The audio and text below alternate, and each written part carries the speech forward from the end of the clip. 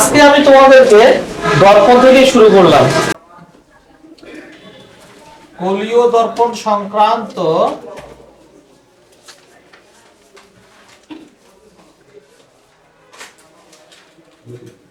কিছু সংজ্ঞা,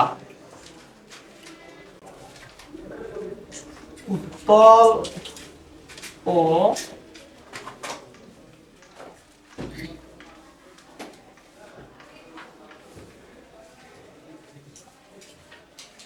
নিয়ম,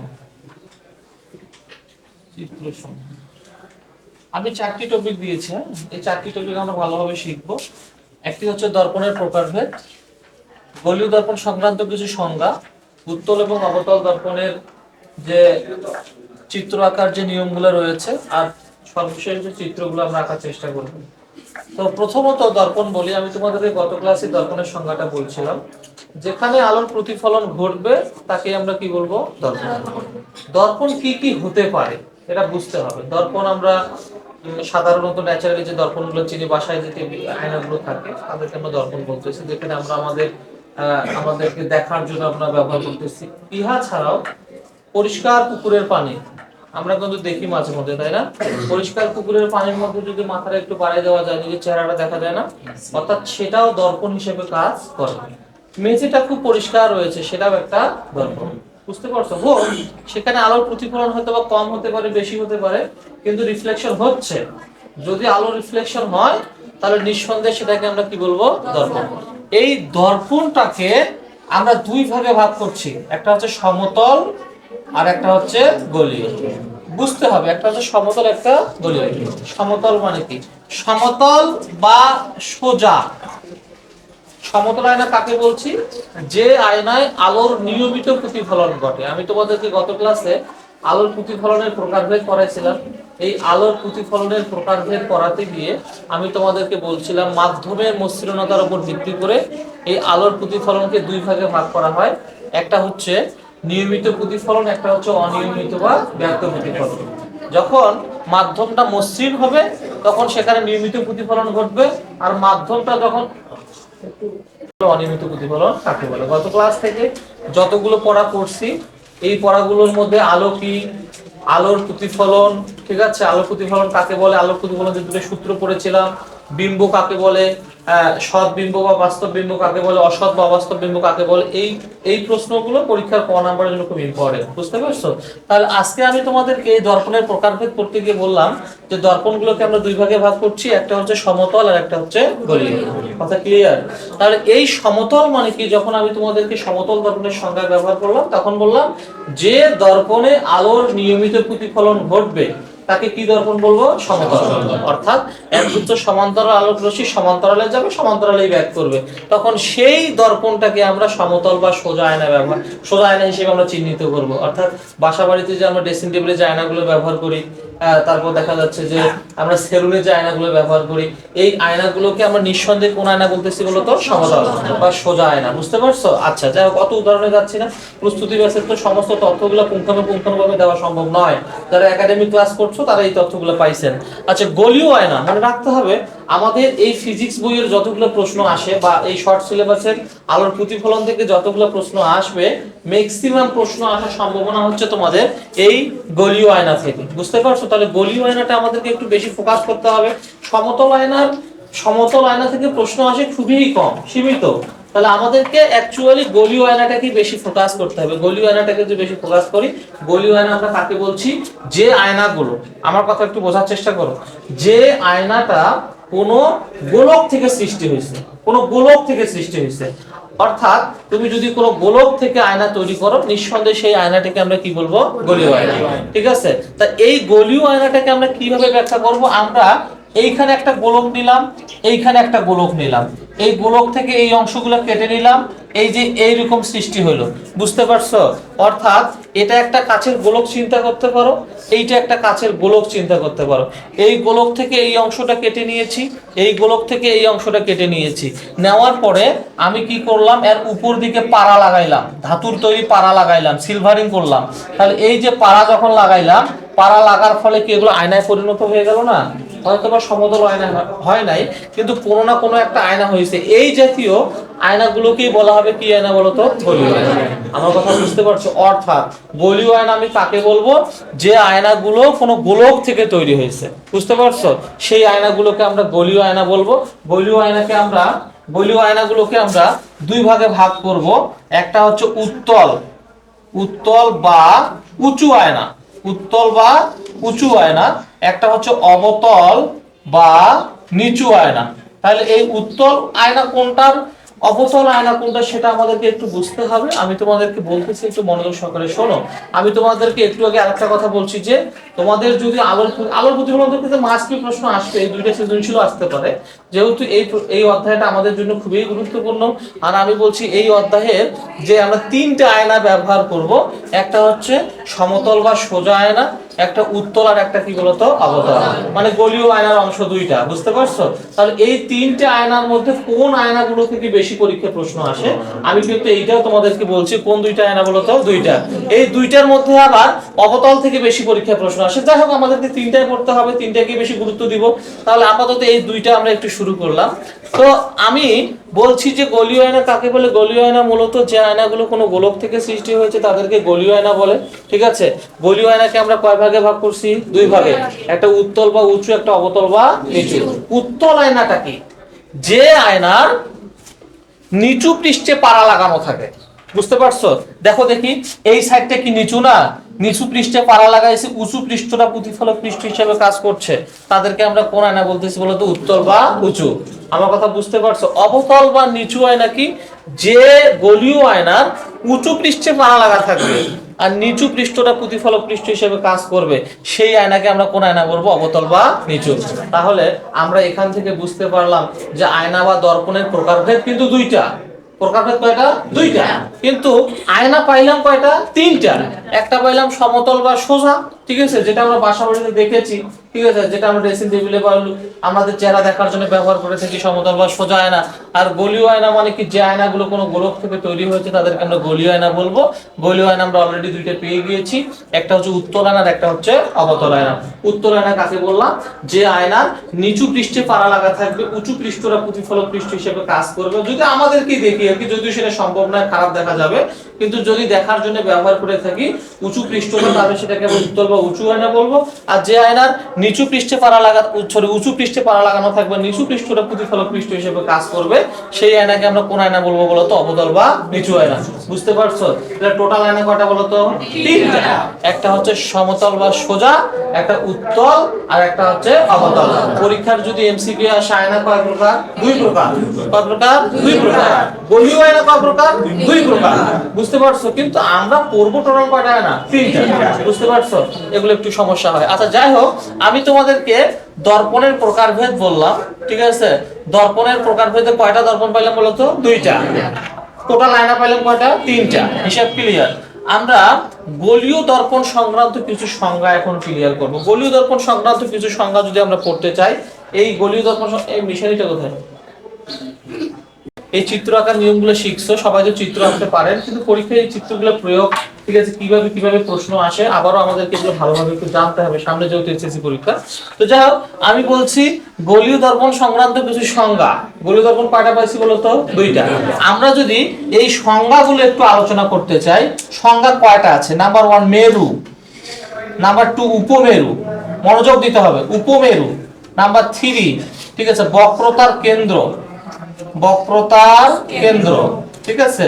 নাম্বার 4 বক্রতার ব্যাসার্ধ, বক্রতার ব্যাসার্ধ, ঠিক আছে, ব্যাসার্ধ। নাম্বার 5, ঠিক আছে, প্রধান অক্ষ, প্রধান অক্ষ। নাম্বার 6 গৌণ অক্ষ, গৌণ অক্ষ। আর এটা হচ্ছে প্রধান ফোকাস, প্রধান ফোকাস, ঠিক আছে। আর এটা হচ্ছে ফোকাস তল, ফোকাস তল। এই কয়েকটা সংজ্ঞা একটু আমাদের জন্য জানাটা খুব জরুরি, বুঝতে পারছো? বিভিন্ন পরীক্ষার প্রশ্নে ক নাম্বারের জন্য খুব ইম্পর্টেন্ট সংজ্ঞাগুলো, আবার দেখা যাচ্ছে তুমি যদি চিত্রগুলোকে ভালোভাবে জানতে চাও, চিত্রগুলো ভালোভাবে ব্যাখ্যা করতে চাও, এই সংজ্ঞাগুলোর কিন্তু বিকল্প নাই, জানতেই হবে। বুঝতে পারছো? তাহলে আমি মোটামুটি কয়েকটা গুরুত্বপূর্ণ সংজ্ঞা, এই বিষয়গুলো মানে গুরুত্বপূর্ণ কয়েকটা পয়েন্ট দিয়েছি, কয়েকটা পয়েন্ট আমাদেরকে ভালোভাবে জানতে হবে। এক নম্বরে মেরু। মেরু কি? গোলীয় দর্পণ অলরেডি আমরা দুইটা পেয়েছি, ঠিক আছে। এই মেরুকে পি দ্বারা প্রকাশ করা হয়। তাহলে এই মেরুকে যে পি দ্বারা প্রকাশ করতেছি, মেরু আমরা কাকে বলবো? কোন গোলীয় দর্পণের, কেউ কেউ ব্যাখ্যা করে, কেউ কেউ বলে যে কোন গোলীয় দর্পণের যে মধ্যবিন্দু তাকেই মেরু বলে। ধরে নিলাম তর্কের ক্ষেত্রে সেটা সত্য। তাহলে এই যে গোলীয় দর্পণ, একটা হচ্ছে অবতল, এটা কোন দর্পণ বলতো? অবতল, ঠিক আছে। আর একটা দর্পণ আঁকলাম, সেটা হচ্ছে উত্তল, ঠিক আছে। একটা হচ্ছে উত্তল, একটা হচ্ছে অবতল। কেউ কেউ বলতেছে, কোন কোন স্যার বলে, কোনোদিনও বইয়ে পায় না এইটা, যে কোন কোন এই গোলীয় দর্পণগুলোর মধ্যবিন্দুকে কি বলে? মেরু। আমরাও যখন ব্যাখ্যা করি, চিত্র যখন আঁকি, চিত্র আঁকার সময় এই দর্পণ দেওয়ার পর মিডল পয়েন্টটাকে আমরা মেরু বিবেচনা করি, কিন্তু অরিজিনাল সংজ্ঞাটা হচ্ছে কোন অবতল দর্পণ। এটা একটা অবতল দর্পণ না? এই অবতল দর্পণের সবচাইতে, কোন অবতল দর্পণের সবচাইতে নিচু বিন্দুটাকে মেরু বলে। নিচু বিন্দুটা, আর ন্যাচারালি নিচু বিন্দুটাই কিন্তু মিডল পয়েন্ট হয়ে যাবে। বুঝতে পারছো? আর উত্তল দর্পণের সবচাইতে উঁচু বিন্দুটাকে মেরু বলে। বুঝতে পারছেন? অর্থাৎ আমরা মেরু কাকে বলবো?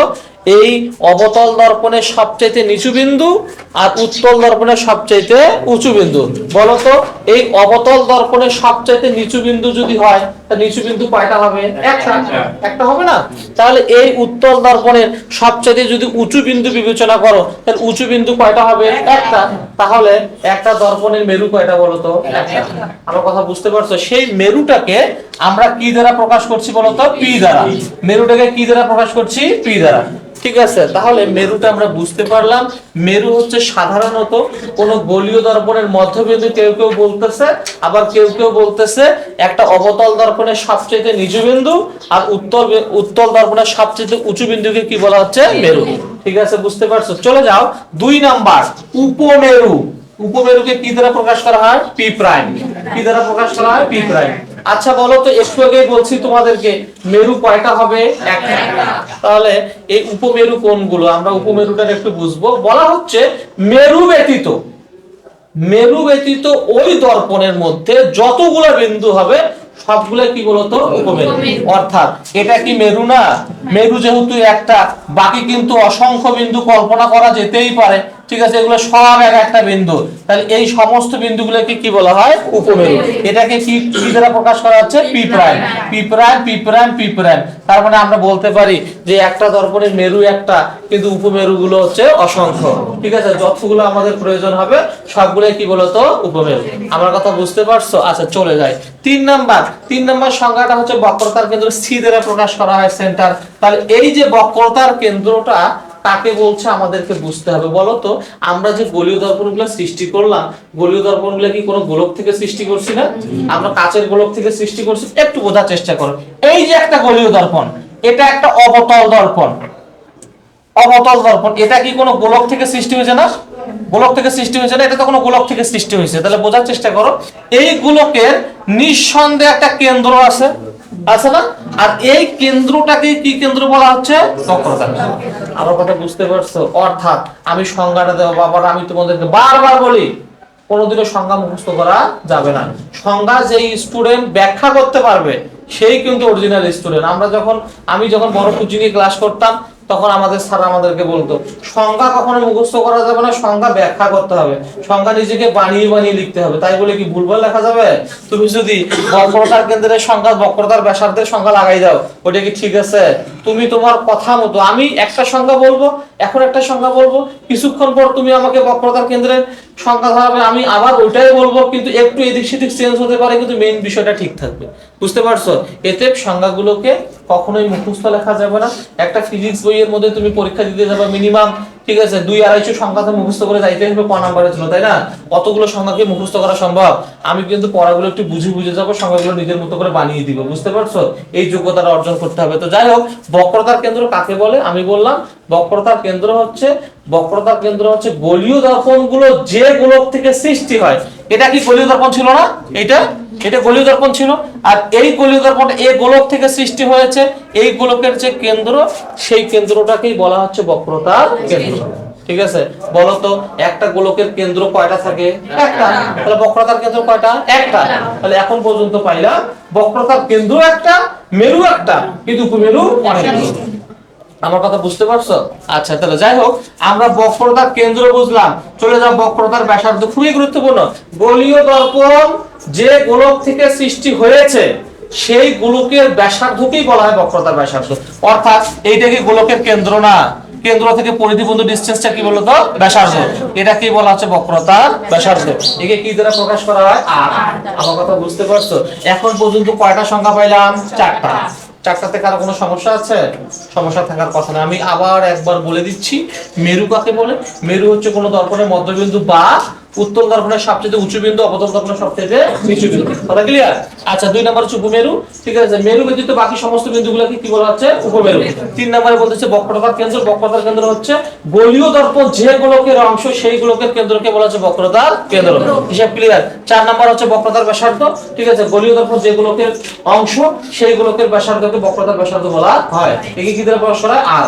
কথা ক্লিয়ার? বুঝতে পারছো? আচ্ছা, চলে যাই প্রধান অক্ষ। প্রধান অক্ষটা কি জিনিস একটু বুঝতে হবে। আমরা এতক্ষণ পর্যন্ত কি কি পেয়েছি? মনোযোগ দেন। এতক্ষণ পর্যন্ত পেয়েছি এই যে একটা দর্পণ পেয়েছি, সেটা অবতল হতে পারে, উত্তল হতে পারে। আমি অবতলটাই নিচ্ছি। ঠিক আছে, এখানে একটা মেরু পেয়েছি, পি। পি পাই নাই?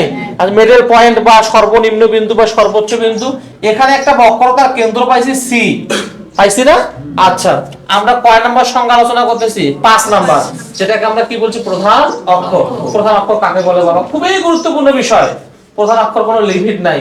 অর্থাৎ এই যে বক্রতার কেন্দ্র আছে না, এই যে মেরু আছে না, এই বক্রতার কেন্দ্রের মেরু দিয়া যতদূর রেখা কল্পনা করা যায় এই রেখাটাকে কি বলে? প্রধান অক্ষ।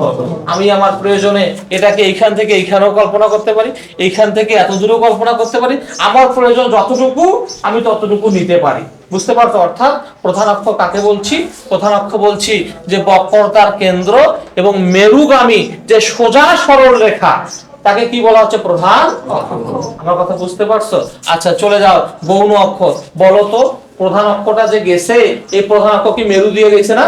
মেরু দিয়ে গেছে না? মেরু কয়টা বলো তো? একটা। তাই মেরু যেহেতু একটা, তাহলে প্রধান অক্ষ কয়টা? একটা। আচ্ছা, বলো তো মেরু ব্যতীত এখানে অসংখ্য উপমেরু ছিল না? আচ্ছা, উপমেরু ছিল না? এই বক্রতার কেন্দ্র আর উপমেরু দিয়ে যে রেখাগুলো যাবে সেগুলোকে কি রেখা বলা হচ্ছে? গৌণ অক্ষ।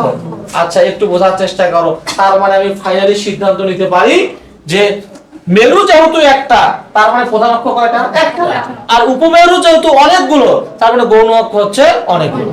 আমার কথা বুঝতে পারছেন? তাহলে অলরেডি বেশ কয়েকটা সংখ্যা আমাদের হয়ে গিয়েছে। তাহলে প্রধান অক্ষের কি কোনো লিমিট আছে? নাই। এটা মানে যে কোনো দূরত্বে দেওয়া যায়। বুঝতে পারছো? আমাদের প্রয়োজন যতটুকু ততটুকু আমরা দেব। বুঝতে পারছেন? আচ্ছা, গৌণ অক্ষ কি অনেকগুলো না? আচ্ছা, আমরা এতদিন যতগুলো চিত্র আঁকি, কিছু কিছু চিত্র আঁকার সময় গৌণ অক্ষের কাজটা একটু প্রয়োজন হয়, তাছাড়া কিন্তু খুব একটা প্রয়োজন হয় না। ম্যাক্সিমাম ক্ষেত্রে আমাদের কি লাগে বলতো? প্রধান অক্ষ। এমন কোন চিত্র আছে যে এই চিত্র প্রধান অক্ষ না থাকিয়ে তোমরা আঁকতে পারছেন? প্রধান অক্ষ কিন্তু মাস্ট বি লাগবেই। বুঝতে পারছেন? তো প্রধান অক্ষটা আমাদের জন্য খুব গুরুত্বপূর্ণ। আমরা প্রধান অক্ষ কাকে বললাম? বক্রতার কেন্দ্র এবং মেরুগামী যে সোজা সরল রেখা, তাকে বললাম প্রধান অক্ষ। এটা কি সংজ্ঞা মুখস্থ করতে হবে? ঠিক আছে, বুঝা থাকলে লেখা যাবে না? দেখা যাবে। আচ্ছা, চলে যাই পরের পড়ায়। প্রধান ফোকাস খুবই গুরুত্বপূর্ণ। প্রধান ফোকাস, এই প্রধান ফোকাসটা কি? প্রধান ফোকাস কাকে বলবো আমরা? আমরা দুইটা গুরুত্বপূর্ণ দর্পণ পেয়েছি, একটা পেয়েছি উত্তল, একটা পেয়েছি অবতল। এই যে উত্তল আর অবতল যে পাইলাম, ঠিক আছে, এই যে হচ্ছে একটা পি, এই যে একটা সি, অলরেডি কি এগুলো পাইছি না? পাইছি তো নাকি? এটা কোন অক্ষ বলতো? প্রধান অক্ষ। এটা কি বলতো? মেরু। এটা কি বলতো? বক্রতার কেন্দ্র। কথা ক্লিয়ার? যাই বুঝাইতে পারছি। তাহলে এই যে মেরু পাইলাম, আমরা বক্রতার কেন্দ্র পাইলাম, প্রধান অক্ষ পাইলাম, আমরা খুবই গুরুত্বপূর্ণ কয়েকটা তথ্য পেয়েছি। আমরা এখন কি বলবো? ফোকাস, প্রধান ফোকাস, প্রধান ফোকাস। আচ্ছা, দেখো তো আমরা যদি প্রধান অক্ষের সমান্তরালে কতগুলো আলোক রশ্মি ফেলি, তোমরা তো জানো কোন দর্পণে যদি কোনো আলোক রশ্মি ফেলা হয় তাহলে অবশ্যই সেই আলোগুলো কামব্যাক করবে, বাধা পেয়ে কামব্যাক করবে। তাহলে বাধা পেয়ে কামব্যাক করলো, এই যে এদিক দিয়ে চলে যাচ্ছে, এটা এই দিক দিয়ে চলে যাচ্ছে, এটা এই দিক দিয়ে চলে যাচ্ছে, এটা এই দিক দিয়ে চলে যাচ্ছে, সব আলোক রশ্মিগুলো যখন ব্যাক করবে তখন অবশ্যই প্রধান অক্ষের উপর একটা নির্দিষ্ট বিন্দুতে মিলিত হবে। যেই বিন্দুতে মিলিত হবে সেটাকেই বলা হবে প্রধান ফোকাস। প্রধান ফোকাস। শর্ত আছে, শর্তটা কি? অবশ্যই আলোক রশ্মিগুলোকে প্রধান অক্ষের সমান্তরালে ফেলাইতে হবে। যদি প্রধান অক্ষের সমান্তরালে না ফেলাও তাহলে কখনোই একটা নির্দিষ্ট বিন্দুতে মিলিত হবে না। আমার কথা বুঝতে পারছো? অর্থাৎ প্রধান ফোকাস কাকে বলে? প্রধান ফোকাস বলে আলোক রশ্মি যদি প্রধান অক্ষের সমান্তরালে গিয়ে আপতিত হয়, প্রতিফলনের পরে প্রধান অক্ষের উপর যে নির্দিষ্ট বিন্দুতে মিলিত হবে তাকে বলা হচ্ছে প্রধান ফোকাস। আমার কথা বুঝতে পেরেছো?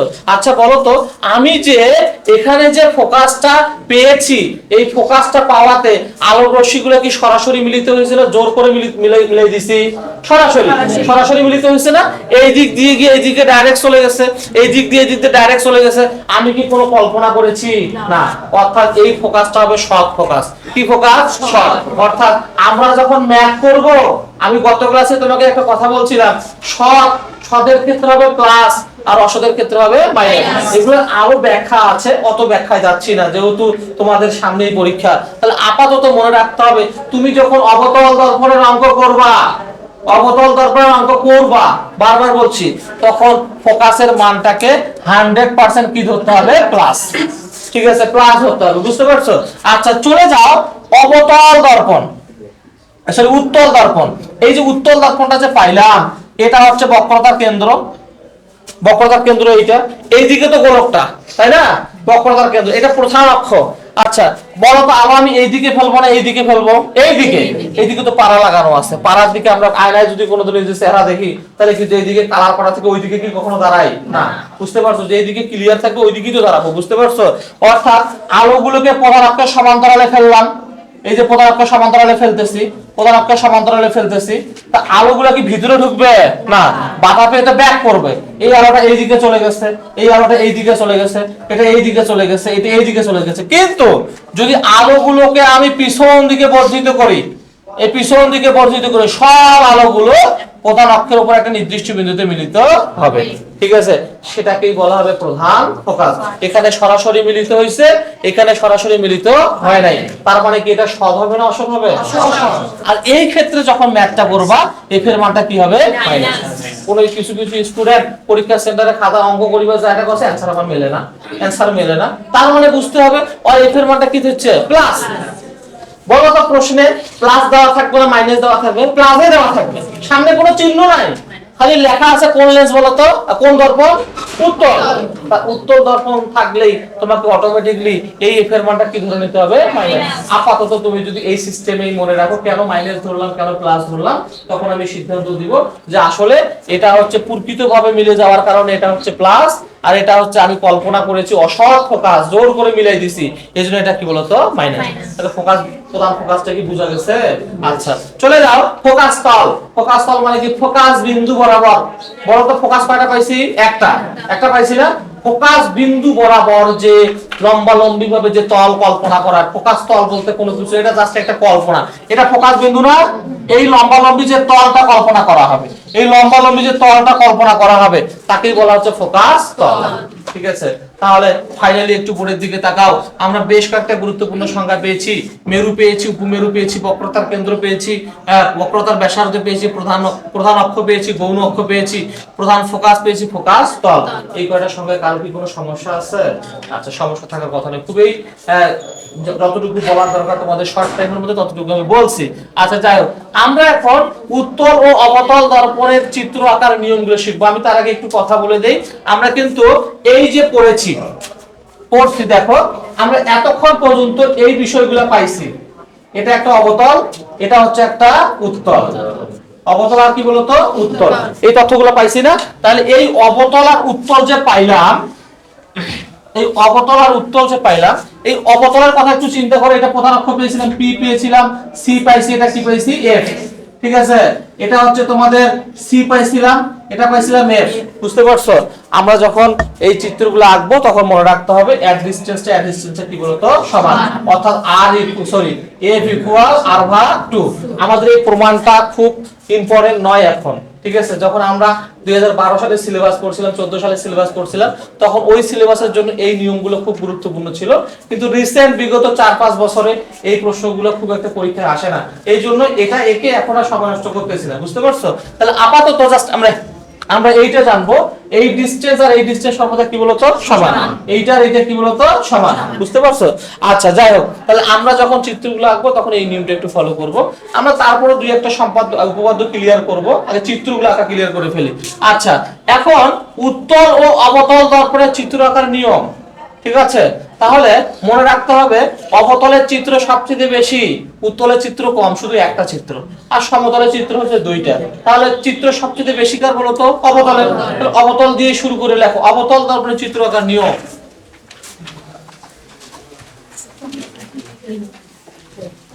চিত্র আঁকার নিয়ম, নিয়ম 1।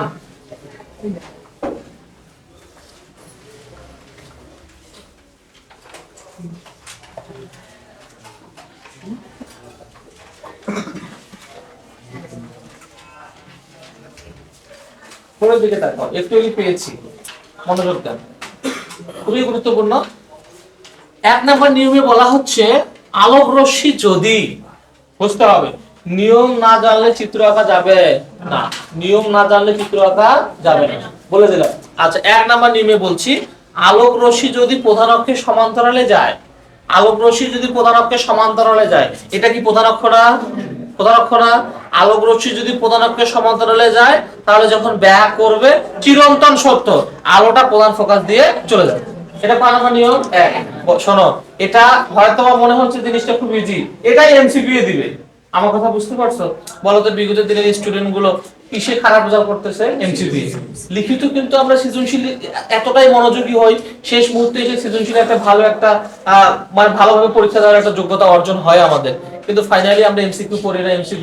এমসিকিউ পড়ার আমরা সিস্টেমই জানি না, আমরা সাধারণ বই খুলেই দেখি না, সারা বছর গাইড পড়ি, এটা পড়ি, একটু বই যদি এদিক সেদিক পড়িতে পড়লাম, না করলে সারা বছর সৃজনশীলে পড়ি, বুঝতে পারছো?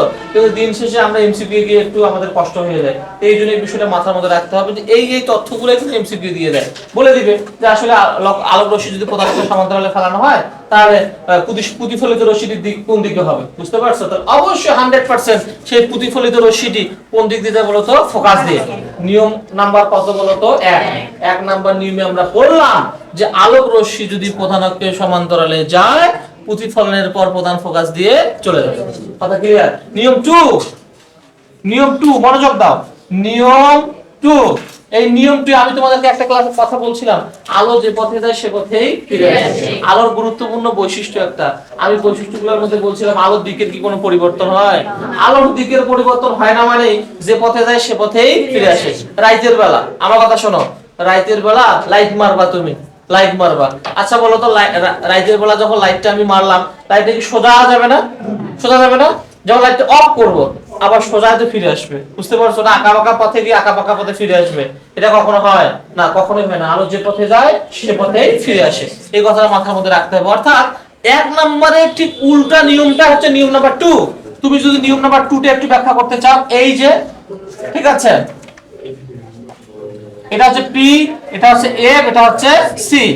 যদি আলো প্রধান ফোকাস দিয়ে ফেলো, তাহলে প্রতিফলনের পরে প্রধান অক্ষের সমান্তরালে চলে যাবে। একের উল্টাটা হলো না, বোর্ডের দিকে একটু তাকাও, ঠিক আছে, একটু মনোযোগ দাও। আমি 1 নম্বরে বলেছি আলোক রশ্মি প্রধান অক্ষের সমান্তরালে গেলে ফোকাস দিয়ে চলে যায়, এটা কয় নম্বর নিয়ম? 1। 2 নম্বর নিয়ম, আলো যদি ফোকাস দিয়ে ফেলানো হয়, তাহলে প্রতিফলনের পরে প্রধান অক্ষের সমান্তরালে চলে যায়। তাহলে এইটা সমান্তরালে যা ফোকাস দিয়ে গেল, এটা ফোকাস দিয়ে যেটা সমান্তরালে গেল, তো একের উল্টাটা 2 নম্বর হলো না। আলো যে পথে গেল সে পথেই ফিরে আসলো না, তাহলে একটা নিয়ম পড়লে কয়টা নিয়ম হয়ে গেল? 2টা। আমার কথা বুঝতে? 3 নম্বর নিয়মটা খুবই সোজা। 3 নম্বর নিয়মে বলা হচ্ছে, নিয়ম নাম্বার 3, আমি লিখে দিচ্ছি না তোমাদেরকে, ঠিক আছে, বইয়ে আছে কিনা জানি না। দেখো, এই যে নিয়ম নাম্বার 3 তে বলতেছে এটা হচ্ছে পি, এটা হচ্ছে এফ, এটা হচ্ছে সি। এটা বক্রতার কেন্দ্র না? যদি কোনো আলো বক্রতার কেন্দ্র দিয়ে যায়, যে পথে যাবে সে পথেই ফিরে আসে। যদি বক্রতার কেন্দ্র দিয়ে যায়, যে পথে যাবে সে পথেই ফিরে আসে, যে পথে যাবে সে পথেই ফিরে আসে। কয়টা নিয়ম পেয়েছি? 3টা। এই 3টা নিয়ম দিয়ে আমরা 6টা চিত্র আঁকি, বুঝতে পারছো? অর্থাৎ একটু বুঝতে হবে, আমি 1 নম্বর নিয়মে বলেছি আলোক রশ্মি প্রধান অক্ষের সমান্তরালে গেলে প্রধান ফোকাস দিয়ে চলে যায়। 2 নাম্বার নিয়মে বলছি আলোক রশ্মি যদি ফোকাস দিয়ে যায় প্রধান অক্ষের সমান্তরালে চলে যাবে। আর 3 নাম্বার নিয়মে বলছি আলোক রশ্মি যদি বক্রতার কেন্দ্রগামী হয় যে পথে যায় সে পথেই ফিরে আসে। বলতো বক্রতার কেন্দ্রগামী কি প্রধান অক্ষটা না? প্রধান অক্ষটা ওই দিক দিয়ে গেলে ওই দিক দিয়ে ফিরে আসবে। বুঝতে পারছো? কয়টা নিয়ম পেয়েছি? 3টা। এই 3টা নিয়মের আলোকে চিত্র আঁকবো কয়টা? 5টা। কয়টা রে? 5টা। একটু মনোযোগ দাও। এই 5টা চিত্র, সরি 5টা বা 6টা, তোমরা যেটা আঁকতে চাও না কেন 6টা চিত্র আঁকবো মনে করো। তা আপাতত আমি যেহেতু অবতল দর্পণের কাজ শুরু করেছি, এই দেখো অবতল দর্পণ, আমি অবতল দর্পণ নিলাম, এটা হচ্ছে মেরু, এটা হচ্ছে এফ, এটা হচ্ছে সি। এইদিকে এই পার্টটাকে বলা হয় অসীম। ঠিক আছে, অর্থাৎ বক্রতার কেন্দ্র অসীম। এইখানে একটা লক্ষ্যবস্তু রাখা যায়, এইখানে একটা বক্রতার কেন্দ্রের লক্ষ্যবস্তু রাখা যায়, এইখানে লক্ষ্যবস্তু একটা রাখা যায়, এইখানে একটা লক্ষ্যবস্তু রাখা যায়, এইখানে একটা লক্ষ্যবস্তু রাখা যায়। ঠিক আছে, এটা হচ্ছে প্রথম। ঠিক আছে, এটা হচ্ছে দ্বিতীয়, এটা হচ্ছে তৃতীয়, এটা হচ্ছে চতুর্থ, এটা হচ্ছে পঞ্চম। আর একটা অসীমে রাখা যায়, অসীমেই রাখবো। বুঝতে পারছো? এটা ষষ্ঠ ধরে নাও। তাহলে কয়টা চিত্র হবে বলো তো? 6টা। 6টা লক্ষ্যবস্তু কয়টা? 6টা। 6টা লক্ষ্যবস্তু চিত্র কয়টা হবে? 6টা। আমার কথা বুঝতে পারছো বলো তো? এই 6টা স্থান ব্যতীত অবতল দর্পণে আর কি কোথাও কোনো লক্ষ্যবস্তু রাখা যায় না। বুঝতে পারছো? প্রামাণিক বুঝতে পারতেছো? এগুলো পড়ছো আগে? আচ্ছা, সব ক্লিয়ার আছে? আচ্ছা, বুঝতে পারতেছো না? আচ্ছা, মনোযোগ দাও। তাহলে আমি একটা লক্ষ্যবস্তু অসীমে রেখেছি, একটা লক্ষ্যবস্তু আমি বক্রতার কেন্দ্র প্রধান ফোকাসের মধ্যে রেখেছি, আমি একটা লক্ষ্যবস্তু বক্রতার কেন্দ্রেই রেখেছি। ঠিক আছে, আমি একটা বক্রতার কেন্দ্র প্রধান ফোকাসের মধ্যে রাখছি, একটা ফোকাসে রাখছি, ফোকাস আর মেরুর মধ্যে রাখছি। 6টা। এই 6টা ব্যতীত আর কোথাও লক্ষ্যবস্তু রাখা যায় না। বুঝতে পারছো? তাহলে আমরা একটা একটা করে চিত্র এখন ক্লিয়ার করব। মনে রাখতে হবে, যারা চিত্র আঁকতে পারবে তারা সৃজনশীলগুলো ব্যাখ্যা করতে পারবে। আমরা ওই যে ম্যাথ করার সময় বিভিন্ন সম্পাদ্য করি না, যারা সম্পাদ্য আঁকতে পারে তাদের অঙ্কনের বিবরণ লিখতে খুব কষ্ট হয় না। তার মানে বুঝতে হবে আলোর প্রতিফলনে যারা চিত্র আঁকতে পারবে তাদের কিন্তু ব্যাখ্যা করতে খুব একটা কষ্ট হবে না। আমার কথা বুঝতে পারছেন? তাহলে আমরা 1 নম্বরের চিত্রে চলে যাবো। দেখো চিত্র নম্বর 1। চিত্র 1, চিত্র 1 বলতো চিত্র 1 এর লক্ষ্যবস্তু কি? বক্রতার কেন্দ্র অসীমের মধ্যে আছে না? আচ্ছা, আমি তোমাদেরকে কিছু কথা লিখে দিচ্ছি, একটু লিখে নাও। লক্ষ্যবস্তু যদি বক্রতার কেন্দ্রে থাকে, তো লক্ষ্যবস্তু যদি বক্রতার কেন্দ্রে থাকে,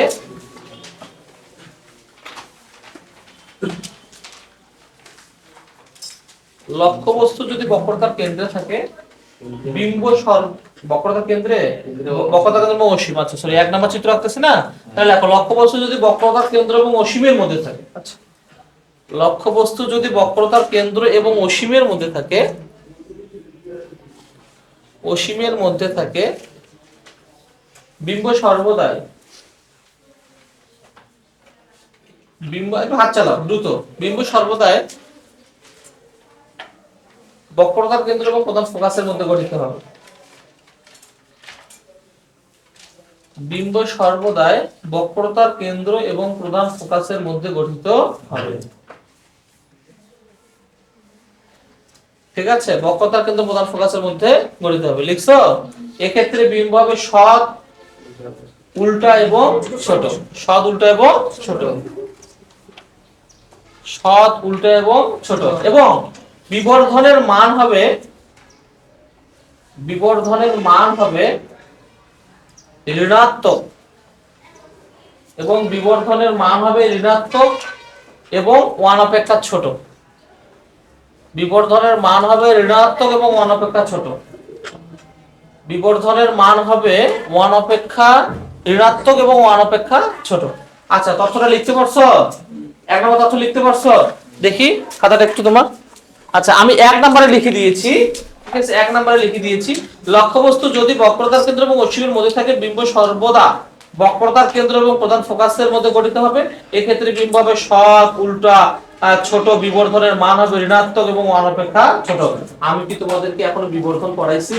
না, তো তথ্যটা দিয়ে দিলাম, পরে আমাকে আর লেখা দিতে হবে না। বুঝতে পারছো? আচ্ছা যাই হোক, আমি একটু আমরা একটু আমাদের কাজে চলে যাই। তাহলে আমরা 1 নাম্বার চিত্র আঁকতেছি, মনোযোগ দাও। চিত্র নাম্বার 1, এই যে অবতল দর্পণ নিলাম, অবতল দর্পণের চিত্র আঁকতেছি। নিয়ম কয়টা বলো তো? 3টা। এস, এটা কি বলতো সি, লক্ষ্যবস্তুটাকে এইখানে রাখছে। এখন পর্যন্ত কারো কোনো বুঝতে সমস্যা আছে? নাই। আচ্ছা আমরা একটা দর্পণ নিয়েছি, এই দর্পণটা হচ্ছে, এটা একটু ছোট নিয়ে নি, ঠিক আছে। এই একটা দর্পণ নিয়েছি, এই দর্পণটা হচ্ছে নিঃসন্দেহে কি দর্পণ বলতো? অবতল। অবতল অবতল দর্পণের লক্ষ্যবস্তু নিয়েছি বক্রতার কেন্দ্র এবং অসীমের মধ্যে, মাঝে বা মধ্যে, মাঝে বললে তো মাঝখানে বুঝাইবে, ঠিক আছে। আমি যে কোনো জায়গায় নিতে পারি, বুঝতে পারছো? অর্থাৎ এখানে নিয়েছি আমি সি, বক্রতার কেন্দ্র এফ হচ্ছে প্রধান ফোকাস, এই ডিসটেন্স সমান করে নিয়েছি, বুঝতে পারছো? আচ্ছা দিয়ে দিলাম। আমরা এখন চিত্র ডাকবো, বলো তো কয়টা নিয়ম ফেলতে হবে? তিনটা নিয়ম ফেলতে হবে। আমি 1 নাম্বার নিয়ম ফেলতেছি, ঠিক আছে, একটু মনোযোগ দাও। 1 নাম্বার, এগুলো একটু ছোট করে নাও তাহলে একটু সুবিধা হবে আঁকতে, ঠিক আছে। আমি আঁকতে, তোমরা যেভাবে আঁকছো আঁকো, মানে আমার জন্য আমি সুবিধা করে নিচ্ছি, তাহলে মিলবে না, যেহেতু আমি ইয়া দিয়ে করতেছি না। এটা হচ্ছে এফ, এটা হচ্ছে সি, ঠিক আছে। এখানে লক্ষ্যবস্তুটা নিলাম, সুবিধা হবে তাহলে। আচ্ছা আমি কয়টা নিয়ম ফেলবো বলো তো? তিনটা। 1 নাম্বার নিয়ম, আলোক রশ্মি প্রধান অক্ষের সমান্তরালে যাচ্ছে। বলো তো 1 নাম্বার নিয়ম এখনো কি বোর্ডে আছে না? আচ্ছা আলোক রশ্মি প্রধান অক্ষের সমান্তরালে কোন দিক দিয়ে যাবে? ফোকাস দিয়ে।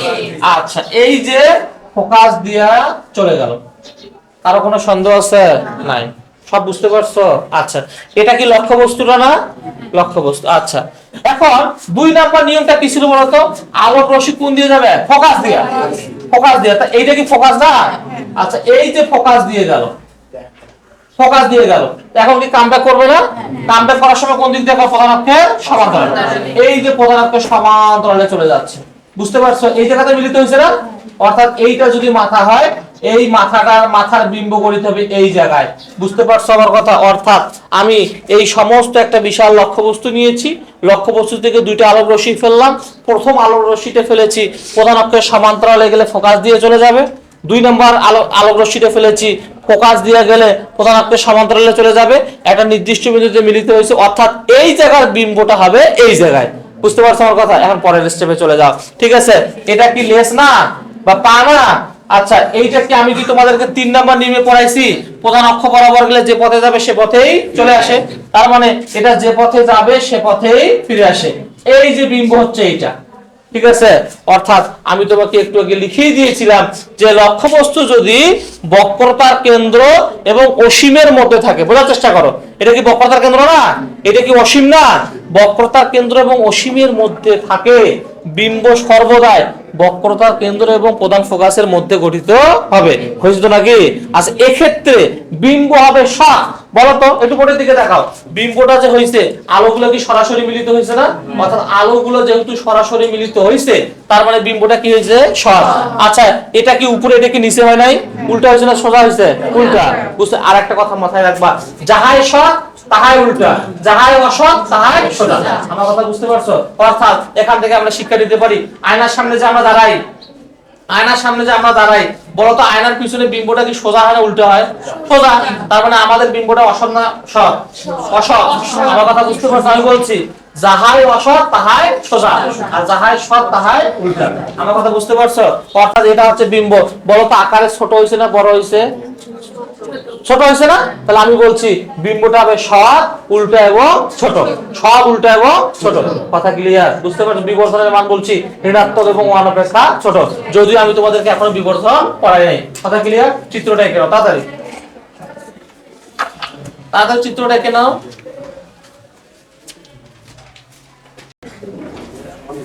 লক্ষ্যবস্তু যদি বক্রতার কেন্দ্রে থাকে, বিম্ব সর্বদাই বক্রতার কেন্দ্রেই গঠিত হবে, বিম্ব সর্বদাই বক্রতার কেন্দ্রেই গঠিত হবে। এক্ষেত্রে বিম্ব হবে সৎ, উল্টা এবং সমান। সৎ, উল্টা এবং সমান। আরেকবার বলবো, লক্ষ্যবস্তু যদি বক্রতার কেন্দ্রে থাকে, বিম্ব সর্বদাই বক্রতার কেন্দ্রেই গঠিত হবে। এক্ষেত্রে বিম্ব হবে সৎ, উল্টা এবং সমান। সৎ, উল্টা এবং সমান। এবং বিবর্ধনের মান হবে, বিবর্ধনের মান হবে, এগুলো কিন্তু এমসিকিউ আসে বিবর্ধনের মানগুলো, ঠিক আছে। বিবর্ধনের মান হবে ঋণাত্মক এবং 1, ঋণাত্মক এবং 1। তাহলে আমরা চিত্র নাম্বার 2 আঁকতেছি, অলরেডি 1 এঁকে ফেলছি। 1 এঁকে ফেলছি। এই চিত্র নাম্বার 2,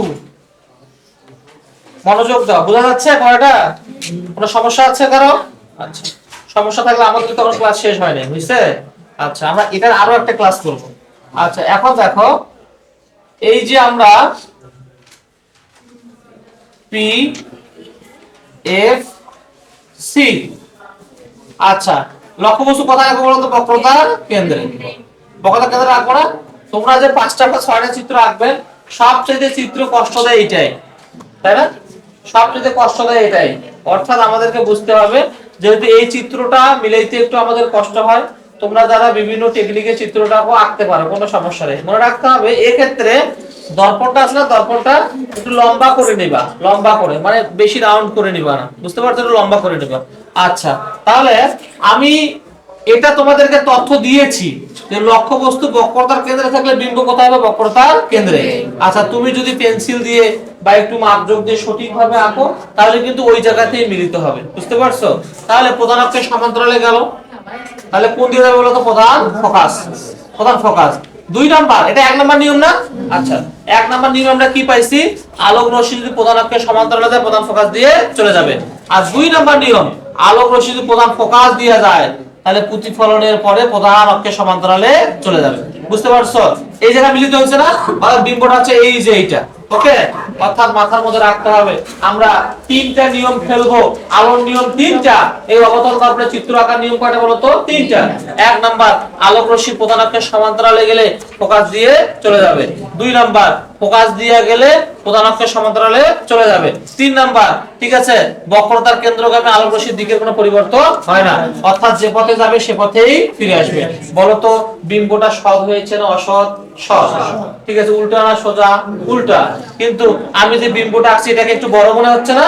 আমি যেহেতু হাতে, আমি কি কোনো স্কেল ব্যবহার করছি? আমি হিসাব নিকাশ করে আঁকছি। তোমরা যখন সুন্দর করে স্কেল দিয়ে আঁকবা, তখন কিন্তু এর আকৃতি কি হবে বলো তো? সেম হবে। আমার কথা বুঝতে পারছো? অর্থাৎ এটা মাথার মধ্যে রাখতে হবে। আমি তোমাদেরকে বলছি, লক্ষ্যবস্তু যদি বক্রতার কেন্দ্রে থাকে, বিম্ব সর্বদাই বক্রতার কেন্দ্রেই গঠিত হবে। যুবাইদা, বুঝতে পারছো? মন খারাপ? বুঝতে পারছো? অর্থাৎ লক্ষ্যবস্তু যেখানে থাকবে বিম্ব সেখানেই গঠিত হবে। এক্ষেত্রে বিম্ব হবে সৎ, উল্টা এবং কি বলতো? সমান। সৎ, উল্টা এবং সমান। কথা ক্লিয়ার? চলে যায় চিত্র নম্বর 3। চিত্র 3, চিত্র 3, চিত্র 3 কি এইটা না? চিত্র 3 এটা না? লক্ষ্যবস্তু বক্রতার কেন্দ্র প্রধান ফোকাসের মধ্যে। দেখো, লক্ষ্যবস্তু যদি বক্রতার কেন্দ্র এবং প্রধান ফোকাসের মধ্যে থাকে, লক্ষ্যবস্তু যদি বক্রতার কেন্দ্র এবং প্রধান ফোকাসের মধ্যে থাকে, তোমরা কি পড়াটা বুঝতে পারছো? বুঝা গেছে? বুঝা গেছে? ইয়াসিন, কোনো সমস্যা? আইফুল, ক্লিয়ার? আচ্ছা, লক্ষ্যবস্তু যদি বক্রতার কেন্দ্র এবং প্রধান ফোকাসের মধ্যে থাকে, বিম্ব সর্বদাই, বিম্ব সর্বদাই বক্রতার কেন্দ্র এবং অসীমের মধ্যে গঠিত হবে। একটা জিনিস লক্ষ্য করছো? একটু বোর্ডের দিকে তাকাতো। যখন লক্ষ্যবস্তুটা এইখানে ছিল, দেখো দেখি, লক্ষ্যবস্তু যখন এইখানে ছিল, একটু বোর্ডের দিকে তাকাও। মনে রাখতে হবে, লক্ষ্যবস্তু যখন এইখানে ছিল, বিম্ব তখন এইখানে হয় নাই? আচ্ছা, লক্ষ্যবস্তুকে একটু আগাই নিলাম, বিম্ব একটু পাশে গেল না? একই জায়গায় হলো। লক্ষ্যবস্তুকে আমি আরো আগাই দেবো, মানে এই যে এই জায়গায় নিয়ে গেলাম, বিম্ব এবার এই দিকে গঠিত হবে, বুঝতে পারছো? যত লক্ষ্যবস্তুকে আগাবো বিম্ব তত পাশাবে, বুঝতে পারছো? অর্থাৎ আমি 3 নম্বরে বললাম, লক্ষ্যবস্তু যদি বক্রতার কেন্দ্র এবং প্রধান ফোকাসের মধ্যে থাকে, বিম্ব সর্বদা বক্রতার কেন্দ্র এবং অসীমের মধ্যে গঠিত হবে। এক্ষেত্রে বিম্ব হবে সৎ, উল্টো এবং বড়। সৎ, উল্টো এবং বড়। সৎ, উল্টো এবং বড়। এবং বিবর্ধন হবে ঋণাত্মক এবং 1 অপেক্ষা বড়। বিবর্ধন হবে ঋণাত্মক এবং 1 অপেক্ষা বড়। সৎ, উল্টো এবং বড়। বিবর্ধনও হবে ঋণাত্মক এবং 1 অপেক্ষা বড়। লেখা হয়েছে? লেখা হয়েছে রে? আচ্ছা, তাহলে এখন আমরা চিত্র নাম্বার 3, চিত্র নাম্বার 3টা আঁকতেছি। এই যে চিত্র নাম্বার 3, এটা হচ্ছে প্রধান অক্ষ পি, এটা হচ্ছে এফ, এটা হচ্ছে সি। লক্ষ্যবস্তু এখানে দিছি না? লক্ষ্যবস্তু এখানে না রে? চিত্রটা তোমরা নিজে নিজে আঁকো তাড়াতাড়ি।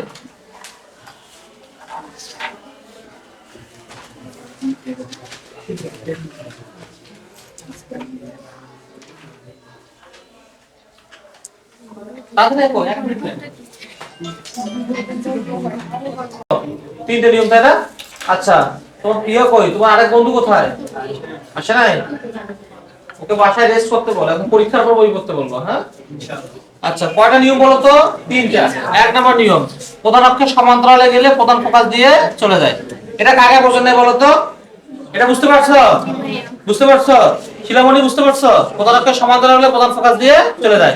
দুই নম্বর নিয়ম, যদি প্রধান ফোকাস দেওয়া যায় তাহলে প্রধান অক্ষের সমান্তরালে চলে যাবে। এটা মিললে আমাদের প্রধান অক্ষের সমান্তরালে, তাহলে আমরা বক্রতা কেন্দ্রটা এখানে ধরে নিই, তাহলে বিম্বটা আছে যে এইটা।